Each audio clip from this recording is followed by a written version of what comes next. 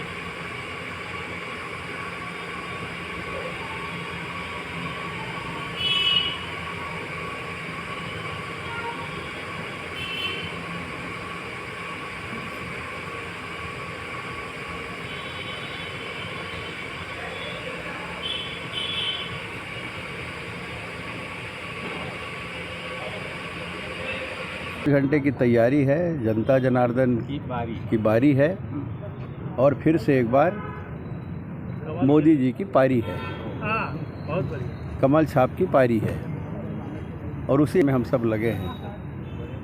आज सभी अपने अपने वार्डों में पूरे तन्मयता से, पूरे दिल से घर घर जाकर निवेदन कर रहे हैं और जनता जनार्दन आतुरता से सुबह होने वाले 7 बजे से 6 बजे तक जो मतदान है उसके लिए बेसब्री से इंतज़ार कर रहे हैं। जिला प्रशासन, चुनाव आयोग पूरे व्यवस्था में ईवीएम मशीन पहुंचाने में लगी हुई है और कब मतदान केंद्र में जाए और कब तीसरे नंबर के कमल छाप को दबाए, उस प्रतीक्षा में जन जन लगे हुए हैं और हम लोग भी उसी भाव से, क्योंकि ईश्वर की मर्जी, ऊपर वाले की मर्जी के बगैर एक पत्ता भी नहीं हिलता।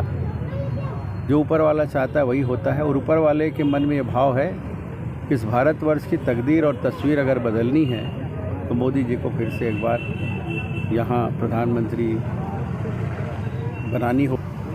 और जिस तरह इस देश के मान सम्मान गौरव की बात है और सभी धर्मों को लेकर चलने की बात माननीय मोदी जी कहते हैं, सब हम लोग एक भाई के रूप में हैं, एक सूत्र में बंधे हैं। हमारा अखंड भारत अखंड हो और उस भारत को फिर से एक बार हम सरताज बनाएं, उस दिशा में हर वर्ग, हर धर्म, हर संप्रदाय चल पड़ा है। ये भाव लेके ये बहुत बड़ा एक महायज्ञ जो चुनाव होने वाला है लोकसभा का, उस महायज्ञ में कल अपनी आहुति डालने के लिए बेसब्री से लोग इंतज़ार कर रहे हैं। जब से लोकसभा क्या है कि कांग्रेस की कलई क्या है, वो डूबती नैया है, वो बिखर गए हैं और वो लोग अनर्गल हरकत भी कर रहे हैं। जिस बात की आशंका थी उनके यहाँ के लोगों को, उनके यहाँ के कार्यकर्ता भाइयों बहनों को, वो आशंका अब उनके ऊपर ठिकरे फूटते जा रहे हैं। हम बोल रहे थे उनको अच्छा नहीं लग रहा था, हम उनके ऊपर ये सत्य जो सत्यता है उसको बता रहे थे तो अच्छा नहीं लग रहा था। जब उनके ऊपर आया तब उनको महसूस हुआ कि हाँ, हमारी पार्टी गंदी पार्टी है, इतनी मतलब कहना चाहिए जिसमें सभ्यता भी नहीं है, जिनमें संस्कार भी नहीं है और जिनमें कोई क्या बोलना चाहिए, मैं शब्द भी नहीं मिल रहा है उनके लिए बोलने के लिए। ये लोग सिर्फ़ और सिर्फ लोगों का शोषण करना, दुरुपयोग करना और उसको मक्खी की तरह निकाल के फेंक देना, इनका स्वभाव है। खुद के इनके मुख्यमंत्री के खुद के लोग उनके ऊपर आरोप लगा रहे हैं। इससे ज़्यादा बेशर्मी और क्या हो सकती है? इनको चुल्लू भर पानी में डूब मरना चाहिए ऐसे मंत्री को। हाँ, तो ये सब बातें हम नहीं कह रहे, उनके ही लोग कह रहे हैं। कल कहीं बोल रहे थे मीडिया में कि सांसद लापता है। हाँ, मतलब ये तो भ्रष्टाचार में इतने डूबे थे, कोयला घोटाला, शराब घोटाला, रेत घोटाला, गोबर घोटाला, मतलब सिर्फ पैसा ही पैसा नज़र आ रहा था, पैसा ही पैसा नज़र आ रहा था इनको। इसलिए इनको कोई और कहाँ कहाँ जा रहा है उसको नज़र नहीं आ रही थी। मेरा 5 साल का पूरा मैं हिसाब अपने जनता जनार्दन को दूंगा, इन जैसे भ्रष्टाचारी लोगों को नहीं दूंगा। और जो 5 साल का समाचार पत्र उठाकर देख ले, 5 साल के आप सब इलेक्ट्रॉनिक मीडिया वालों का बाइट देख ले कि मैं कहाँ था, क्या कर रहा था, एक एक पल की जानकारी लोगों के पास है। मैं इनके पास कोई सर्टिफिकेट लेने नहीं जाऊंगा। 2 चरणों के चुनाव के बाद कांग्रेस उतना सीट ही खड़ा नहीं कर रही थी, काहे को वापसी? पहले सीट तो खड़ा कर ले, 250 गिन तो ले, पहले सीट खड़ा किए हैं क्या? हैं?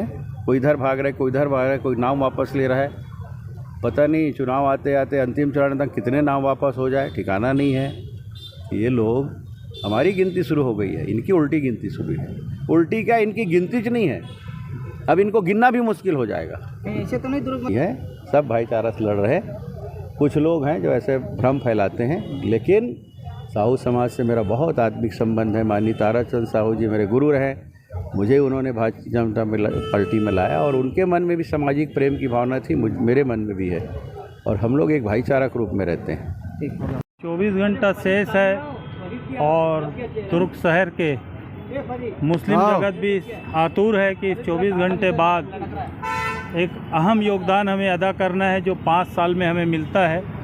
हम भारतीय जनता पार्टी के कमल छाप पर निशान लगाएंगे और देश का पुनः प्रधानमंत्री श्री नरेंद्र मोदी जी को बनाएंगे।